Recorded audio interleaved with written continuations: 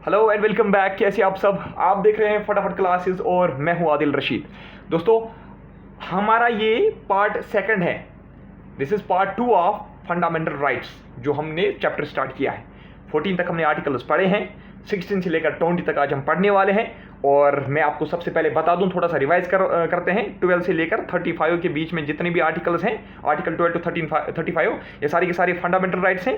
Part 3 में है ये। इनको मैग्ना कार्टा ऑफ इंडिया भी कहा जाता है, इस पार्ट को, पार्ट 3 को। ठीक है। और मैंने आपको बताया था पार्ट 12 जो है that deals with the definition of state. उसमें स्टेट के बारे में लिखा हुआ है। और आर्टिकल 12 जो है, आर्टिकल 12 में स्टेट के बारे में लिखा हुआ है। और आर्टिकल 13 जो है, इसमें जुडिशियल रिव्यू के बारे में लिखा हुआ है। ठीक है। अब देखिए, यहां पे आज आर्टिकल 16 में पढ़ना है। और एक बात बता दूं, लेक्चर स्टार्ट होने से पहले, ये जो पीडीएफ है ना, ये इम्पॉसिबल है कि आपको ये समझ आ जाए लेक्चर देखने के बगैर। अगर आपने लेक्चर नहीं देखे ना, आपको ये पीडीएफ बिल्कुल भी समझ में नहीं आएंगे। ये बिल्कुल शॉर्ट नोट्स हैं, बिल्कुल ये शॉर्ट नोट्स हैं। मतलब आप एक दिन में आप जैसे मैंने ये नोट्स तैयार किए ना, आप एक दिन में पूरे जितना भी सिलेबस होगा ना, जीएस का, जनरल नॉलेज का जितना भी सिलेबस होगा ना जेकेपी में, आप सारा रिवाइज कर दोगे। ठीक है। चलिए, आर्टिकल 16 क्या कहता है? आर्टिकल 16 स्टेट को मैंने ऑलरेडी डिफाइन किया हुआ है, इस बार मैं नहीं बताऊंगा फिर से। ठीक है। आर्टिकल 16 जो है, आर्टिकल 16 कहता है इक्वलिटी ऑफ अपॉर्चुनिटी होनी चाहिए। किस मामले में? एम्प्लॉयमेंट और अपॉइंटमेंट के मामले में। ठीक है। देखिए, आर्टिकल 16 ये कहता है कि स्टेट अगर कोई भी एम्प्लॉयमेंट या अपॉइंटमेंट करेगी, मतलब स्टेट अगर कोई भी, मैं कहूंगा सिंपल लैंग्वेज में, स्टेट अगर कोई भी रिक्रूटमेंट करेगी। स्टेट मतलब कौन? मतलब पार्लियामेंट, मतलब JKSSB, मतलब क्या इसको हम बोलते हैं, कोई भी RBI, कोई भी ऑर्गेनाइजेशन। मैंने आपको पहले ही बोला ना, जहां पे भी गवर्नमेंट का हाथ इन्वॉल्व है, जहां पे भी गवर्नमेंट जो है इन्वॉल्व होती है, तो वहां पे उस चीज को हम स्टेट में कैटेगराइज करते हैं। ठीक है। चाहे वो प्राइवेट कोई कंपनी क्यों ना हो, प्राइवेट कोई कारपोरेशन क्यों ना हो, अगर उसमें भी स्टेट इंटरफेयर करते हैं ना, अगर वो स्टेट के लिए काम करता है, कंट्री के लिए काम करता है, गवर्नमेंट के लिए काम करते हैं, तो उसको भी हम कभी कभार क्या करते हैं, स्टेट के साथ ही कैटेगराइज करते हैं। यानी कि अगर JKSSB कल कोई भी रिक्रूटमेंट निकालेगी, तो उस टाइम पे क्या होगा, वो उसको इक्वलिटी ऑफ अपॉर्चुनिटी देनी है, यानी कि सबको बराबर मौका देना है, कंटेस्ट करने का मौका देना है। इलेक्शन होगा ना, इलेक्शन में भी आपको सबको इक्वलिटी ऑफ अपॉर्चुनिटी होनी चाहिए। इसलिए कहा गया है एम्प्लॉयमेंट और अपॉइंटमेंट। ठीक है। MLA चुनना हो, कोई भी हो, MP चुनना हो, तो सबको बराबर हक मिलना चाहिए इस मामले में, अपॉइंटमेंट के मामले में, एम्प्लॉयमेंट के मामले में। ठीक है। मुलाजिमत के मामले में, रिक्रूटमेंट्स के मामले में। ठीक है। तो आर्टिकल 16 यही कहता है कि सब सिटीजन, जितने भी सिटीजन हैं, ऑल सिटीजन, जितने भी सिटीजन हैं, सबको क्या होना चाहिए? इक्वलिटी ऑफ अपॉर्चुनिटी मिलनी चाहिए, सबको बराबर मौका मिलना चाहिए। कहां पे? एम्प्लॉयमेंट में। ठीक है। जो भी रिक्रूटमेंट कौन करेगी, स्टेट, वहां पे सबको क्या मिलना चाहिए? बराबर मौका मिलना चाहिए। ये आर्टिकल 16 कहता है। ठीक है। लेकिन कुछ एक्सेप्शंस हैं, जैसे हमने आर्टिकल 15 में कुछ एक्सेप्शंस देखे थे, आर्टिकल 14 में कुछ एक्सेप्शंस देखे थे। ठीक है। यहां पे कौन से एक्सेप्शंस हैं आर्टिकल 16 में? देखिए, अगर बैकवर्ड क्लासेस के लिए गवर्नमेंट जो है सीट्स रिजर्व रखती हैं, तो वहां पे आप ये नहीं कह सकते कि बराबर मौका हमें नहीं मिल रहा है। मतलब गवर्नमेंट 100 सीट्स निकाल रही है, 100 सीट्स के लिए रिक्रूटमेंट होने जा रही हैं। 100 सीट्स में कहा जाता है ओपन मेरिट वालों को कि आप सिर्फ 90 सीट्स के लिए जो है, 90 सीट्स के लिए आपका कंपटीशन है, आपका 100 सीट्स के लिए बराबर कंपटीशन नहीं है। ठीक है। ऐसे ही EWS वालों को कहा जाता है कि आपके लिए 10% हमने अलग कोटा रखा है। तो ओपन मेरिट वाले ये नहीं कह सकते कि हमारे ये जो 10% है, ये उनके लिए क्यों रखा है। ठीक है। बराबर हमें भी बराबर मौका दो 100 सीट्स में कंटेस्ट करने का, ये नहीं कह सकते। ठीक है। क्यों? क्योंकि ये थोड़ा सा डेवलपमेंट में पीछे रह चुके हैं। ठीक है। ये बैकवर्ड क्लासेस हैं। ठीक है। इनको हम अपलिफ्ट करने के लिए गवर्नमेंट ने रिजर्वेशन सिस्टम रखा है। ठीक है। तो आप सिंपली बता दूं, 4 एक्सेप्शंस हैं। कितने हैं? 4 एक्सेप्शंस हैं। कौन कौन से हैं? एक बैकवर्ड क्लास आप याद रखोगे। दूसरा, जहां पे भी धर्म का मामला हो। देखिए, अगर कोई फॉर एग्जांपल कोई टेंपल बनाना है, ठीक है, कोई बहुत बड़ा टेंपल है, जैसे अयोध्या का मंदिर बना, वहां पे अगर किसी को मतलब रिलीजियस हेड रखना है, स्पिरिचुअल लीडर रखना है, या कोई रिलीजियस लीडर रखना है, क्या वहां पे जो है मुसलमान ये कह सकते हैं कि मुझे क्यों नहीं आप बनने देते हो? ठीक है। उस मामले में अगर वो जो है हिंदू जो है, अगर वो चाहेंगे कि हम इसको नहीं बनने देंगे, मुसलमान को हम नहीं रखेंगे, पहले रखेंगे ही क्यों यार, जाहिर सी बात है, अगर फॉर एग्जांपल मुसलमानों को कोई ऑर्गेनाइजेशन बनानी है, कोई मुस्लिम ऑर्गेनाइजेशन बनानी है, मदरसा बनाना है, तो जाहिर सी बात है हम वहां पे मुसलमान को ही लीडर रखेंगे, है ना। तो उस टाइम पे हिंदू रिलीजन का कोई बंदा ये नहीं कह सकता कि मुझे मौका नहीं दिया जा रहा है, ठीक है। तो इसीलिए यहाँ पे आप समझ सकते हो कि बैकवर्ड क्लासेस, रिलीजियस या डिनोमिनेशनल इंस्टीट्यूशन जो है इन मामलों में जो है ये एक्सेप्शन है आर्टिकल 16 के। ईडब्ल्यूएस कैटेगरी जो है ये भी एक्सेप्शन है। आंध्र प्रदेश या तेलंगाना जो है ये भी एक्सेप्शन है, ठीक है। अब आप बताओगे सर ये आंध्र प्रदेश और तेलंगाना आपने क्या लिखा? देखिए समझना देखिए, आर्टिकल 16 में मैंने आपको कहा बराबर मौका मिलेगा, ठीक है, रिक्रूटमेंट के मामले में। और आर्टिकल 16 साथ में यह कहता है कि आप डिस्क्रिमिनेशन नहीं कर सकते।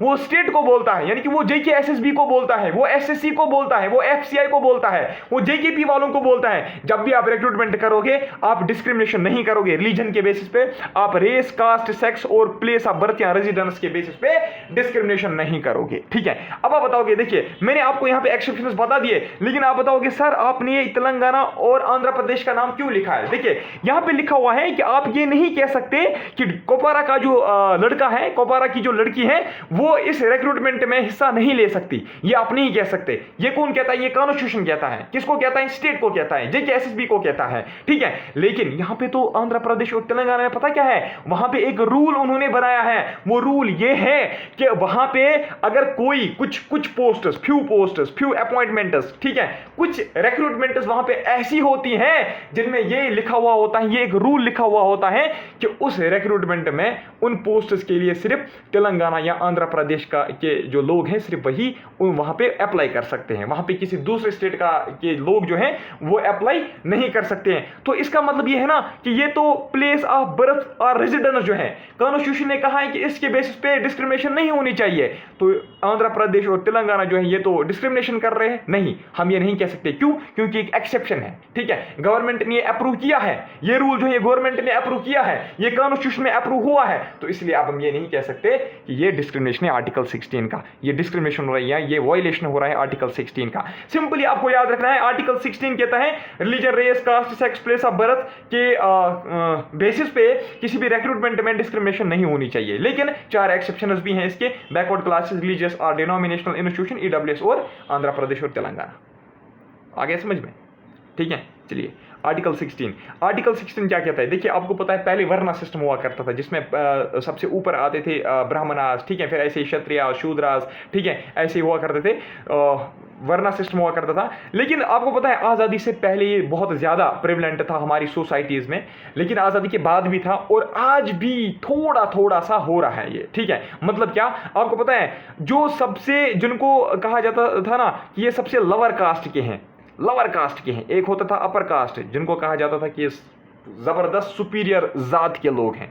जो सबसे लोअर कास्ट के लोग होते थे ना, उन बेचारों को पता क्या कहा जाता था? मान लो अगर ये सिटी है ना, सिटी के इर्द गिर्द आसपास कुछ मतलब होते थे ना, ऐसी जगहें होती थी जहाँ पे कोई फैसिलिटी नहीं होती थी, ठीक है, जहाँ पे बहुत ज़्यादा गंदगी होती थी, ठीक है।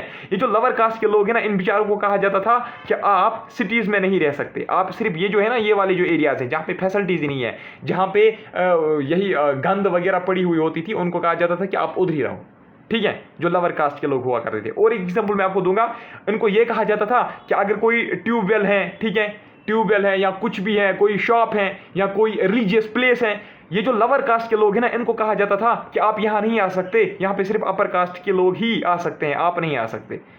इसको कहते थे अनटचेबिलिटी, यानी कि जहाँ पे उनको कहा जाता था कि जिस बर्तन को आप छूओगे, जिस बर्तन को आप टच करोगे, जिस बर्तन में आप मतलब खाओगे या पियोगे, उसको हम टच नहीं करेंगे। कौन कहते थे? या अपर कास्ट के लोग कहते थे। इसी चीज़ को हम कहते थे अनटचेबिलिटी। ये मैंने आपको सिंपल लैंग्वेज में समझा दिया, ठीक है। अब देखिए आर्टिकल 17 यही कहता है। क्या हमारे भारत में ऐसा हो सकता है? नहीं हो सकता। कॉन्स्टिट्यूशन ने कहा, एक रूल है आज से हमारे इस भारत में कि एबॉलिशन ऑफ अनटचेबिलिटी होगी इन एनी फॉर्म, ठीक है। एबॉलिशन ऑफ अनटचेबिलिटी होगा, यानी कि अनटचेबिलिटी को हम बिल्कुल ही खत्म कर देंगे। ऐसा बिल्कुल भी नहीं हो सकता कि आप ये कहोगे कि लोअर कास्ट के लोग जो हैं वो इस हॉस्पिटल में नहीं आ सकते, लोअर कास्ट के लोग जो हैं वो इस जो है ट्यूबवेल पे नहीं आ सकते, वो इस शॉप में नहीं घुस सकते, वो इस टेंपल में नहीं घुस सकते, ठीक है, ये बिल्कुल भी नहीं हो सकता। तो इसी को यही एक रूल है जो आर्टिकल 17 में लिखा हुआ है। और आर्टिकल 17 जो है, हाँ, अनटचेबिलिटी को खत्म करने के लिए एक रूल बनाया गया था, एक एक्ट आया था, ठीक है। तो उसका नाम था अनटचेबिलिटी एक्ट 1955। ये पार्लियामेंट ने पास किया था। अनटचेबिलिटी ऑफेंसेस एक्ट 1955 में पार्लियामेंट ने अनटचेबिलिटी को खत्म करने के लिए एक रूल बनाया था जिसका नाम था अनटचेबिलिटी ऑफेंसेस एक्ट 1955। इसको अमेंड किया गया 1976 में। अमेंड इसको क्यों किया गया? क्योंकि इसका नेम जो है, इसका नेम हमने चेंज किया, इसका नाम जो है वो फिर पड़ा protection of civil rights act 1955। फिर से बता देता हूं, पार्लियामेंट ने 1955 में एक एक्ट बनाया अनटचेबिलिटी को खत्म करने के लिए, जिसका नाम रखा था उन्होंने अनटचेबिलिटी ऑफेंसेस एक्ट 1955।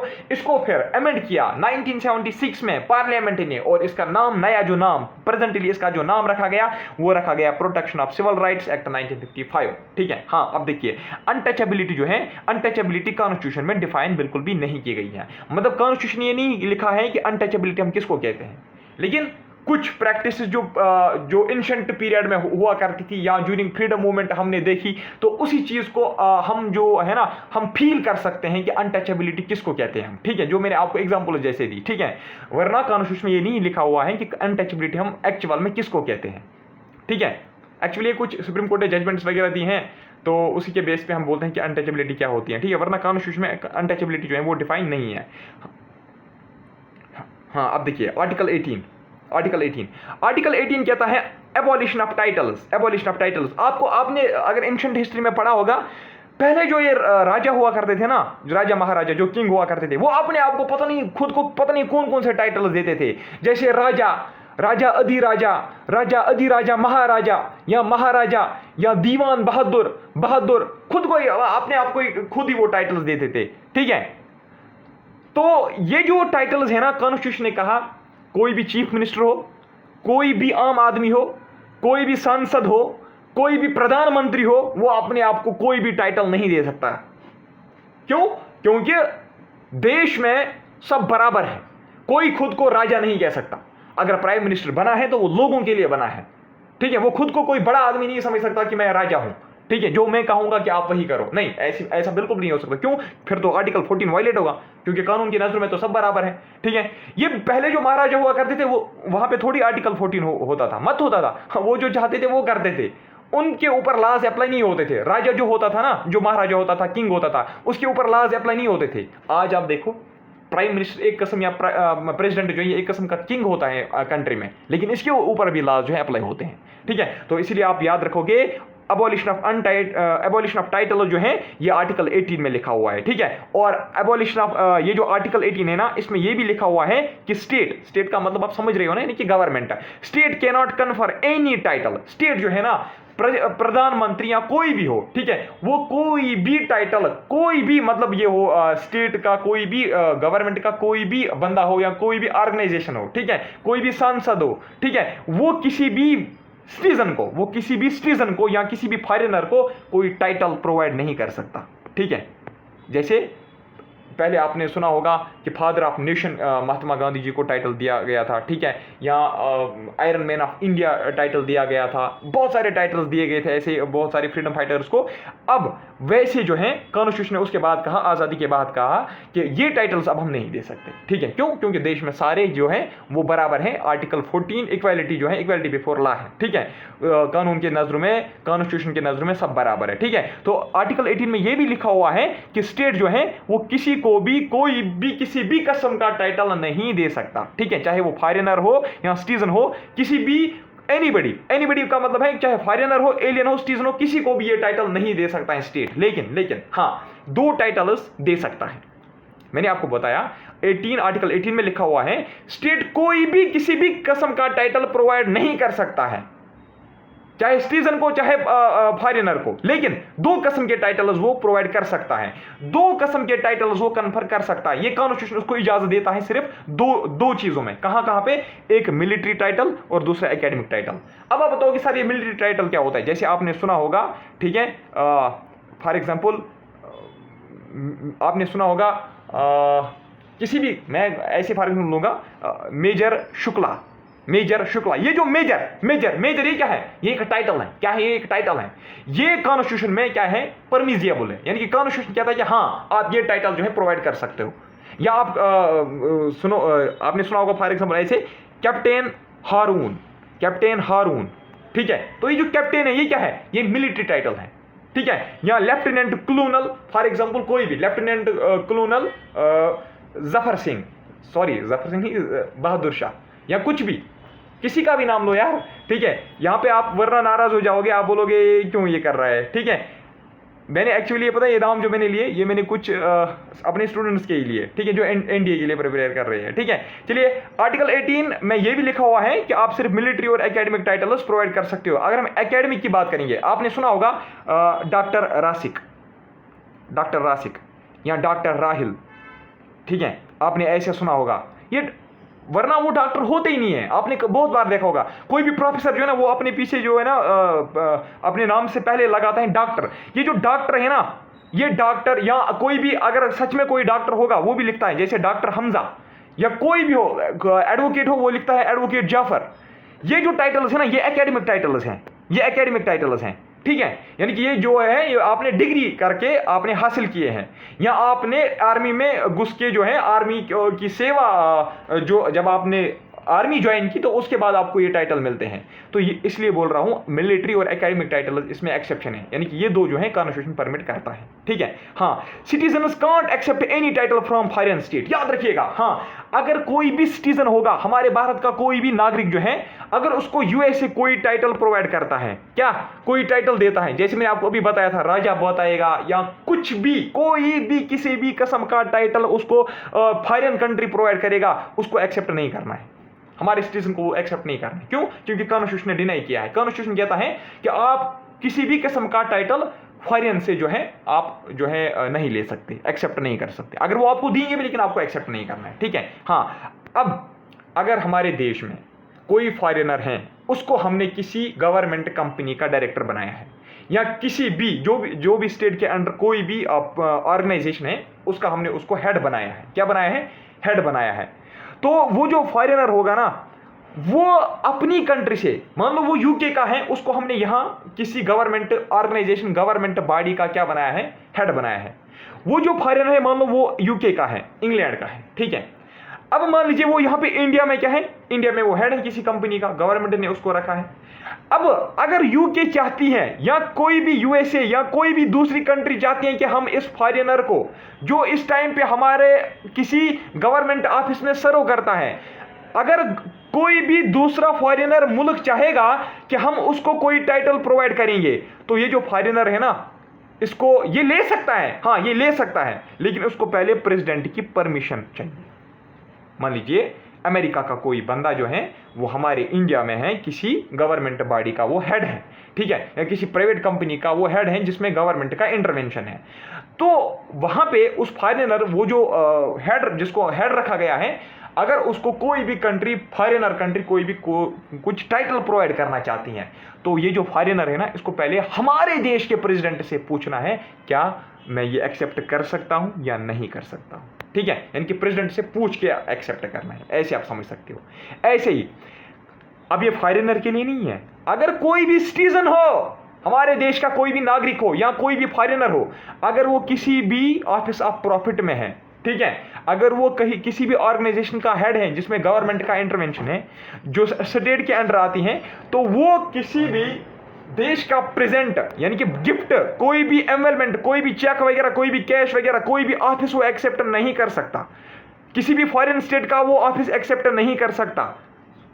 अगर करना है तो उसको प्रेसिडेंट की परमिशन चाहिए। दो चीजें मैंने आपको बता दी, एक चाहे सिटीजन हो चाहे फॉरेनर हो, वो फॉरेनर कंट्री का टाइटल, वो फॉरेनर कंट्री के गिफ्ट्स, वो फॉरेनर कंट्री के ऑफिस जो हैं वो एक्सेप्ट नहीं कर सकते। क्या कर सकते हैं, हाँ क्यों नहीं कर सकते, लेकिन उसके लिए क्या करना है, उसके लिए प्रेसिडेंट की परमिशन लेंगे।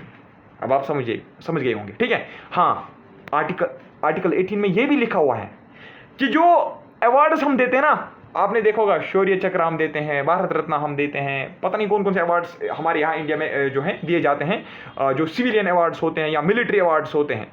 आर्टिकल 18 में ये भी लिखा हुआ है कि ये जो अवार्ड्स जो हम देते हैं ना, तो इसका मतलब ये नहीं है कि जैसे मैंने आपको पहले बोला था, हम कहते थे बहादुर, या हम कहते थे महाराजा, या हम कहते थे महाराजा अधिराजा, ये टाइटल्स जो है इनको हम टाइटल्स बोलते थे। क्या बोलते थे इनको हम? टाइटल्स। लेकिन जो अवार्डीज होते हैं ना, जिनको अवार्ड मिलता है, ये जो मतलब हम ये नहीं कह सकते कि जो भारत रत्न किसी को हम देते हैं, तो हम ये नहीं कह सकते कि ये इसको हमने टाइटल दिया, नहीं, ये इसको हमने अवार्ड दिया, टाइटल नहीं दिया।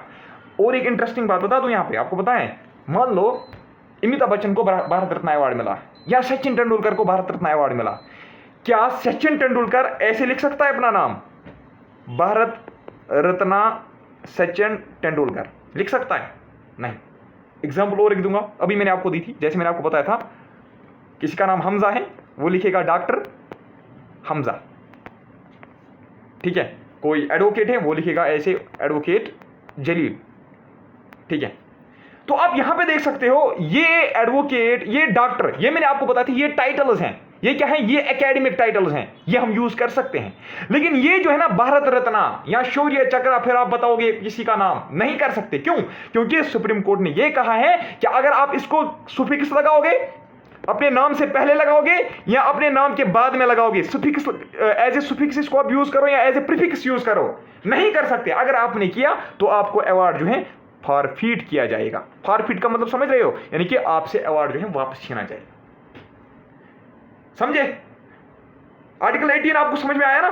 ठीक है। यानी कि इसमें आपको सिंपली याद रखना है, सिर्फ टाइटल जो है ना, टाइटल्स, कौन से टाइटल्स? वही जो हेरिडिटरी टाइटल्स होते थे, वो जो है वो हम आज प्रैक्टिस नहीं कर सकते।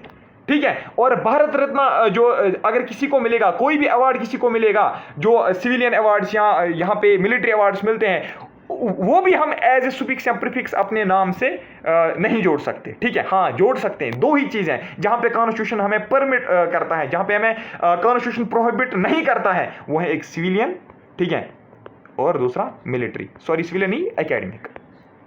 जैसे मैंने आपको बोला था, कोई पीएचडी करता है वो अपने आप को फिर लिखता है डॉक्टर, या कोई डॉक्टर करता है वो लिखता है फिर डॉक्टर। ठीक है। ये जो है ये चीजें हम लिख सकते हैं, परमिशन है इसके लिए। और कोई चीज रह गई इसमें से? नहीं। अब देखिए आर्टिकल 19, बहुत ही जबरदस्त आर्टिकल है ये, बहुत ही इंपॉर्टेंट फंडामेंटल राइट है ये। आपने ऐसे सुना होगा, अगर कोई आपसे डेफिनेशन सुना था ना आर्टिकल 19 की, वो क्या बताता है? आर्टिकल 19 में लिखा हुआ है, protection of certain rights regarding freedom of speech etcetera. Main चीज जो इसमें है, देखिए दो चीजों पे आपको फोकस करना है। एक है सर्टेन राइट्स। सर्टेन राइट्स का मतलब है कि यानी कि इसमें एक से ज्यादा राइट्स हैं। आर्टिकल 19 में एक से ज्यादा राइट्स हैं, क्योंकि उधर से ही लिखा हुआ है सर्टेन राइट्स। और दूसरा चीज फ्रीडम ऑफ स्पीच इसमें क्यों आता है? क्योंकि फ्रीडम ऑफ स्पीच जो है ना, सबसे पहले आर्टिकल 19 में फ्रीडम ऑफ स्पीच ही आती है, और एटसेट्रा भी लिखा हुआ है। इसका मतलब ये है कि इसमें स्पीच के अलावा और भी कुछ राइट्स हैं। चलिए डिस्कस करते हैं, देखते हैं कौन कौन सा राइट्स है। देखिए आर्टिकल 19 जो है ना, आर्टिकल 19 हमें गारंटी देता है कि इसमें 6 राइट्स हैं। यानी कि आर्टिकल 19 जो है ना, ये एक पैकेट है, इसमें 6 फंडामेंटल राइट्स हैं। कितने फंडामेंटल राइट्स? 6। पहले कितने थे इसमें? पहले इसमें 7 थे आर्टिकल्स। हाँ, जो मैंने आपको बताया था, राइट टू प्रॉपर्टी, जो पहले फंडामेंटल राइट हुआ करती थी, जिसको फिर अंडर 300A आर्टिकल हमने क्या उसको किया, लीगल राइट बना दिया। ठीक है, लीगल राइट बना दिया। तो वो भी किस में आता था? उसका जिक्र आर्टिकल 19 में भी होता था। तो इसका मतलब है आर्टिकल 19 में पहले ओरिजिनली जिस टाइम पे कॉन्स्टिट्यूशन इन्फोर्स हुआ, जिस टाइम पे कॉन्स्टिट्यूशन बना, उस टाइम पे 7 राइट्स थे, लेकिन प्रेजेंटली कितने हैं? प्रेजेंटली सिर्फ 6 हैं। अब हम देखेंगे 6 कौन कौन से हैं। कीवर्ड्स याद रखो, बस कसम से गारंटी देता हूं, अगर आप कीवर्ड्स याद रखोगे ना, कोई भी क्वेश्चन इसके ऊपर आएगा ना, आप उसको ऐसे ही सॉल्व कर सकते हो। ठीक है, आपको सोचना ही नहीं पड़ेगा उधर। ठीक है।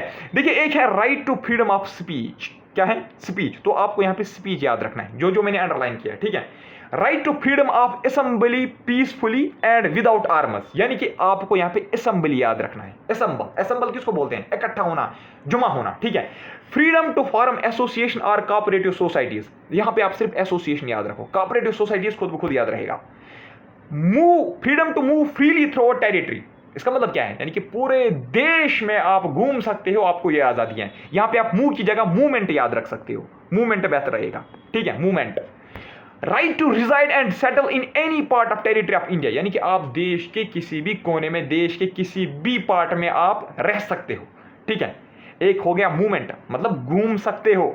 दूसरा हो गया रिजाइड एंड सेटल, यानी कि आप मकान बना सकते हो, आप उधर अपनी जिंदगी जो है वो उधर ही गुजर बसर कर सकते हो। ठीक है। लास्ट वाला जो है that is right to practice any profession. आप किसी भी किस्म का जो प्रोफेशन है वो आप चूज कर सकते हो। आप डॉक्टर बनना चाहोगे आप डॉक्टर बन सकते हो, आप ट्रेड करना चाह सकते हो, ट्रेड करना चाहेंगे तो आप ट्रेड कर सकते हो, बिजनेस कोई भी ऑक्यूपेशन आप चूज करना चाहोगे तो आप किसी भी किस्म का ऑक्यूपेशन जो है वो आप क्या कर सकते हो, प्रैक्टिस कर सकते हो। अगर कोई याद रखना चाहेगा वो ऐसे इनको याद रख सकता है जो असेंबल है ना, फ्रीडम ऑफ स्पीच जो है ना, अगर आर्टिकल नंबर आप याद रखोगे ना बेहतर रहेगा, क्योंकि एसएसबी का एग्जाम है, थोड़ा सा ये डेप्थ में जा सकते हैं, क्वेश्चन पूछ सकते हैं इस लेवल के। आप आर्टिकल 19(1), 19(2), 19(3), 19(4), 19(6) तक याद रखना है, बस यार सीरियली याद रखना है, ठीक है। कभी आपसे ऑर्डर भी पूछा जा सकता है, ठीक है, 19(1) में कौन है, 19(3) कौन सा है, ये भी कभी पूछा जा सकता है। वरना बाकी जो है ना, जैसे 15 के भी ये थे क्लासेस थे अलग अलग से, तो वहां पे मैंने आपको नहीं बताया, लेकिन यहाँ पे मैं आपको बता रहा हूँ, ये आपको याद रखने पड़ेंगे, ठीक है। एक दो बार आप याद रखोगे ना, रिवाइज करोगे ना, ये याद रहेगा। एक सेकंड में तो थोड़ा सा कोशिश करूंगा कि आपको एक ट्रिक भी मैं आपको बता दूं, एक सेकंड, थोड़ा सा आपको ये सीरियली में याद रहेगा ऑर्डर में। देखो ये ऑर्डर में आपको कैसे याद रहेंगे, मुझे आई डोंट नो ये ट्रिक सबके लिए वर्क करेगी नहीं करेगी, हो सकता है कर भी सकती हैं। देखिए जैसे मैं आपको बता दूं, यहाँ पे स्पीच है, अगर किसी को स्पीच देनी है, एक पॉलिटिशियन को स्पीच देनी है, वो स्पीच तभी देगा ना जब लोग असेंबल होंगे, है ना, जब लोग असेंबल होंगे, है ना, तभी तो वो स्पीच देंगे ना। लेकिन आपको यहाँ पे याद रखना है पहले स्पीच देगा वो, ठीक है। उसके बाद मान लो कोई जगह है वहां पे लोग हैं ही नहीं, कोई सांसद जो है वो स्पीच देने लगा तो लोग जो है वो असेंबल होने लगे। असेंबल जब हुए तो उसके बाद वो क्या बनाएंगे, वो एक एसोसिएशन बनाएंगे, वो एक पार्टी बनाएंगे, मान लीजिए एसोसिएशन बनाएंगे, ठीक है। तो एसोसिएशन जब वो बनाएंगे तो उसके बाद वो पूरे देश घूमेंगे, वो मूवमेंट करेंगे, वो मूव फ्रीली करेंगे थ्रू आउट द टेरिटरी, किसके लिए, कंपेनिंग के लिए। हाँ, जब वो मूव करेंगे तो उसके बाद उनको रेस्ट कहीं पे करना है तो वो रिजाइड और सेटल भी हो सकते हैं कहीं पे भी, ठीक है। उसके बाद हाँ, जब रिजाइड और सेटल होंगे, ठीक है, उनको तो जब वो मान लीजिए कहीं पे वो बैठ गए, ठीक है, तो उसके बाद वो वहां पे कोई ट्रेड भी कर सकते हैं, कोई भी प्रोफेशन जो है वो चूज कर सकते हैं। अब प्रोफेशन आप यहाँ पे नहीं याद रखोगे, आप यहाँ पे याद रखोगे ट्रेड हो सकता है वहां पे। देखिए कैसे, ऑर्डर में बताता हूँ फिर से। स्पीच दी किसने, सांसद ने, लोग जुमा हो गए, जुमा होने के बाद उन्होंने एसोसिएशन बनाई, एसोसिएशन होने के बाद, एसोसिएशन बनाने के बाद वो मूव करने लगे पूरे देश में, वो ग्रुप जो है वो पूरे देश में मूव करने लगे, और मूवमेंट करने के बाद उनको रेस्ट चाहिए था, वो रिजाइड हो गए, वो सेटल हो गए, और जब वो सेटल हो गए उनको फिर मजा आया, उन्होंने बोला अब हम यहीं पे बैठेंगे, हम यहाँ पे ट्रेड करेंगे, कोई ऑक्यूपेशन करेंगे। यार इससे आगे मुझे कुछ नहीं पता, ठीक है, बाकी आप खुद देख लो, ठीक है। हाँ, अब आपको पता है जो आर्टिकल 19 में जितने भी राइट्स लिखे गए हैं, फंडामेंटल राइट्स लिखे गए हैं, आप याद रखिएगा, they are available against on state. यानी कि अगर स्टेट आर्टिकल 19 में जितने भी 6 राइट्स लिखे गए हैं, अगर इन 6 राइट्स में से कोई भी राइट स्टेट वायलेट करता है, आपको स्टेट प्रोवाइड नहीं करता है, तो आप कहां जा सकते हो, कोर्ट जा सकते हो, आप उसके खिलाफ इंक्वायरी कर सकते हो, ठीक है। लेकिन अगर प्राइवेट का मामला हो, कोई प्राइवेट इंडिविजुअल है, जैसे मैं हूं, मैं घर में अपने किसी भाई को बात करने नहीं देता हूं, तो वो ये नहीं कह सकता कि मेरा आर्टिकल 19 जो है वायलेट हो रहा है, वो वहां नहीं, वहां कह सकता है मेरा आर्टिकल 19 वायलेट हो रहा है, लेकिन वो उस टाइम पे हाई कोर्ट नहीं जा सकता। क्यों? क्योंकि कॉन्स्टिट्यूशन में ये लिखा गया है कि ये जो है ये ओनली अवेलेबल है अगेंस्ट स्टेट, ये प्राइवेट के अगेंस्ट अवेलेबल नहीं है, ठीक है। मान लीजिए कोई प्राइवेट कंपनी है, आप प्राइवेट कंपनी को ये नहीं कह सकते कि जो आप जो है आपने हमारे कोई आर्टिकल जो है जो 19 के अंडर आता है, आप वो वायलेट कर रहे हो, ठीक है। उनसे आप हाई कोर्ट नहीं जा सकते हो ये शिकायत लेके। क्यों? क्योंकि कॉन्स्टिट्यूशन में पहले लिखा है अगर स्टेट कर रहे हैं कोई ऐसी चीज तो आप जा सकते हो हाई कोर्ट या सुप्रीम कोर्ट, प्राइवेट के मामले में आप नहीं जा सकते, ठीक है। हाँ, स्टेट जो है, states can impose reasonable restrictions. अब मैंने आपको बताया राइट टू स्पीच है। राइट टू स्पीच का मतलब क्या है, यहां पे मैं आपको बता दूं, राइट टू स्पीच का मतलब है कि आपको बोलने की आजादी है।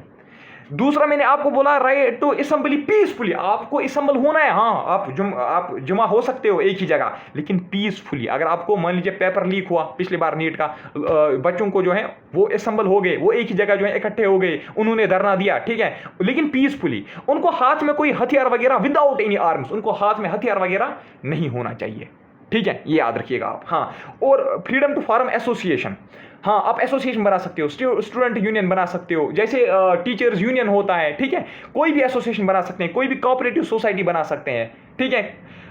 Freedom to move freely throughout the territory of India, कहीं पे भी आप घूम सकते हो देश में, आप देश में कहीं पे भी रिजाइड या सेटल हो सकते हो, आप कोई भी प्रोफेशन कर सकते हो। लेकिन ये जो मैंने आपको फ्रीडम्स बता दी, क्या इन पे कोई रिस्ट्रिक्शन लगा सकती है गवर्नमेंट? हाँ लगा सकती है, लेकिन आपको पता है कौन सी रिस्ट्रिक्शन? गवर्नमेंट खुद जो है वो रिस्ट्रिक्शन नहीं बना सकती, नहीं।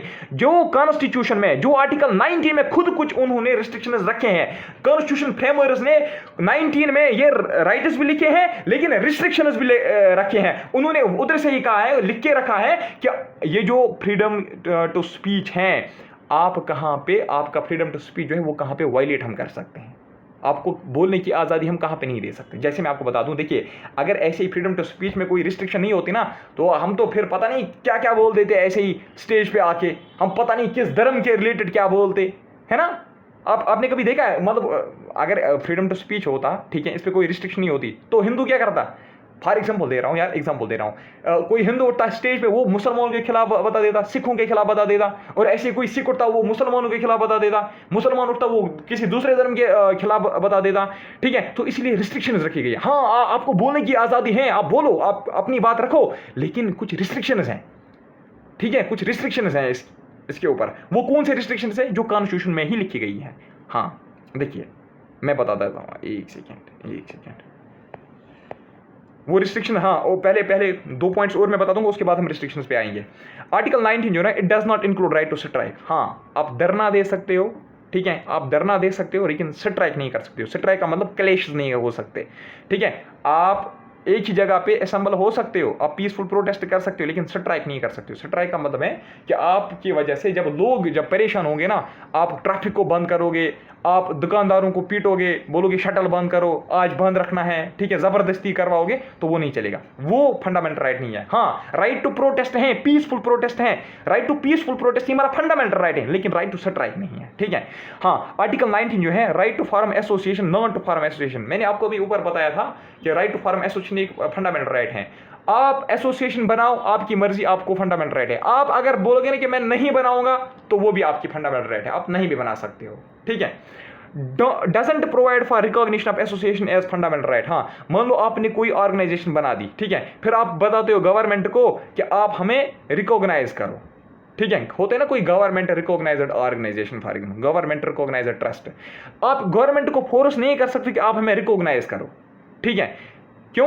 क्योंकि आर्टिकल 19 में ये फंडामेंटल राइट नहीं है। हाँ एसोसिएशन बनाना फंडामेंटल राइट है, लेकिन उसको रिकॉग्निशन देना ये फंडामेंटल राइट नहीं है। गवर्नमेंट को अगर लगे कि आप सही हो तो रिकॉग्निशन देगी, लगेगा कि नहीं सही हो तो कहां देगी, फिर नहीं देगी, ठीक है। अब मैंने आपको बताई रिस्ट्रिक्शंस हैं कुछ, ठीक है, आर्टिकल 19 में कौन कौन सी रिस्ट्रिक्शंस है। देखिए जो फ्रीडम ऑफ स्पीच है ना, जो 19(1) है, आर्टिकल 19(1) क्लास 1, ठीक है, आर्टिकल 19 क्लास 1 जो है freedom of speech and expression है ये, ठीक है। Freedom of speech and expression में कौन कौन सी रिस्ट्रिक्शन है? आप कुछ भी बोल सकते हो, लेकिन ऐसा कोई भी शब्द आप नहीं बोल सकते जिसमें सॉवरेनिटी और इंटीग्रिटी ऑफ इंडिया को खतरा हो, ठीक है। आप देश के खिलाफ नहीं बता सकते, ठीक है। दूसरी चीज, आप सिक्योरिटी ऑफ स्टेट के बारे में नहीं बता सकते, आप आर्मी के अगेंस्ट कुछ नहीं बता सकते। फ्रेंडली रिलेशंस, अगर हमें किसी देश के साथ ठीक ताल्लुकात हैं, ठीक है, मान लीजिए हमारे ठीक ताल्लुकात हैं रशिया से, आप कोई ऐसी चीज़ नहीं बता सकते स्टेज पे आके, या ट्वीट करोगे या फेसबुक पे कोई पोस्ट चढ़ाओगे ऐसा जिसमें आप रशिया की कोई ऐसी बात कहोगे जिससे उनके सेंटिमेंट्स को ठेस पहुंचेगा, तो वो चीज़ भी आप नहीं कर सकते। पब्लिक ऑर्डर, आप कोई ऐसी चीज़ नहीं फेसबुक पे पोस्ट कर सकते हो या भाषण में कह सकते हो, भाषण में मतलब कोई चीज़ ऐसी मेंशन नहीं कर सकते हो जिसमें से पब्लिक का ऑर्डर जो है, यानी कि पब्लिक में जो आपस में जो तालमेल है, जो रिलेशंस हैं, वो खराब हो जाए, ठीक है। डिसेंसी और मॉरलिटी, ऐसा तो नहीं है कि आप कोई भी कोई घटिया वीडियो जो है, कोई ऐसी वीडियो फेसबुक पे जो है या टेलीग्राम पे कहीं पे भी, या बीच बाजार में आप आओगे, नंगा नाचोगे, बोलोगे कि मुझे freedom to speech of expression है, स्पीच एंड एक्सप्रेशन, नहीं, ऐसा नहीं हो सकता। मॉरलिटी और डिसेंसी भी देखनी है, ठीक है। कंटेम्प्ट ऑफ कोर्ट के खिलाफ आप कुछ भी नहीं बोल सकते, ठीक है। डिफेमेशन, ठीक है, जैसे राहुल गांधी साहब ने मोदी जी के खिलाफ कुछ कहाँ पे बोला था, पार्लियामेंट में बोला था कि ये उसने कुछ मोदी जो है मोदी कास्ट के ऊपर उसने कुछ मतलब कमेंट्स किए थे, तो उसमें फिर उसके ऊपर डिफेमेशन का केस लगा था कि इसने बोला मोदी कम्युनिटी जो है वो ऐसी होती है, ठीक है, तो डिफेमेशन का केस लग सकता है। इंसाइटमेंट टू एन ऑफेंस, यानी कि आप कोई भी ऐसी चीज़ नहीं कह सकते जिनमें ये चीज़ें जो हैं इन चीज़ों के रिलेटेड कुछ भी हो, इन चीज़ों को किसी भी तरीके से ठेस पहुंचे। समझ रहे हो ना यार, मेरी एनर्जी आज पूरी खत्म हो गई। यानी कि आप भाषण में या आप फेसबुक पे, एक है स्पीच, दूसरा एक्सप्रेशन, ठीक है। स्पीच और एक्सप्रेशन दोनों, इसका मतलब स्पीच का मतलब ये नहीं कि आप जब भाषण दोगे, नहीं, अपलोड करना फेसबुक पे, उसको भी आज हम कहते हैं स्पीच एंड एक्सप्रेशन, ठीक है। या आप लिखोगे कुछ किसमें, जैसे न्यूज़पेपर में हम कुछ आर्टिकल वगैरह लिखते हैं, उसमें भी आप कोई ऐसी चीज़ मेंशन नहीं कर सकते जिससे sovereignty and integrity of India या security of state, friendly relations, public order, जितनी भी चीज़ें मैंने यहाँ पे मेंशन की हैं, इसको कोई भी जो है, इसके रिलेटेड कोई भी खतरा, इसके रिलेटेड कोई भी आप ये जो है गलत कमेंट नहीं कर सकते हो, ठीक है। ऐसे ही असेंबली जो है, फ्रीडम टू असेंबल पीसफुली, अभी जो मैंने आपको बताया था, उसमें कौन कौन सी रिस्ट्रिक्शंस हैं वो मैं आपको बता दूं। Sovereignty and integrity, public order, ठीक है। ये आसान यहां से याद करना है, क्यों पता है, देखिए सॉवरेनिटी एंड इंटीग्रिटी है ना, वो जो 6 राइट्स इसमें मेंशन है ना आर्टिकल 19 में, सब में आपको याद रखना है सॉवरेनिटी एंड इंटीग्रिटी, ये सब में आएगा, ठीक है। और दूसरी चीज जो है, ये जो है ना असेंबली और एसोसिएशन, इसमें आपको याद रखना है, दोनों में आएगा सॉवरेनिटी एंड इंटीग्रिटी भी, पब्लिक ऑर्डर भी आएगा, दोनों में sovereignty and integrity, public order दोनों में है ना। और लेकिन यहाँ पे आपको और एक चीज एक्स्ट्रा याद रखनी है एसोसिएशन में, दैट इज मॉरलिटी, ठीक है। मूवमेंट की अगर हम बात करेंगे, मूवमेंट तो interest of general public and protection of interest of any state, ठीक है। फ्रीडम ऑफ मूवमेंट अभी जो मैं बता रहा था 1905, ठीक है, और 1906 जो है, ये दो चीज़ें जो है ना, इनमें जो रिस्ट्रिक्शंस है ना वो सेम है। एक है इंटरेस्ट ऑफ जनरल पब्लिक, दूसरा है protection of interest of any scheduler tribe, ठीक है। आई थिंक आज हम इतना ही पढ़ेंगे, लेक्चर 35 मिनट्स का हुआ है, आई थिंक इतना ही पढ़ेंगे आज, ठीक है। तो 20 जो है वो हम कल डिस्कस करेंगे, बाकी 20, 21, 23, 24 तक मैं कल आपको पढ़ाऊँगा, ठीक है। और मुझे लगता है 2 लेक्चर्स और आएंगे, 2-3 आ सकते हैं, अगर शॉर्ट ड्यूरेशन के बनाए तो 3 आ सकते हैं, वरना 2 आएंगे। तो चलिए bye bye, take care, thank you very much.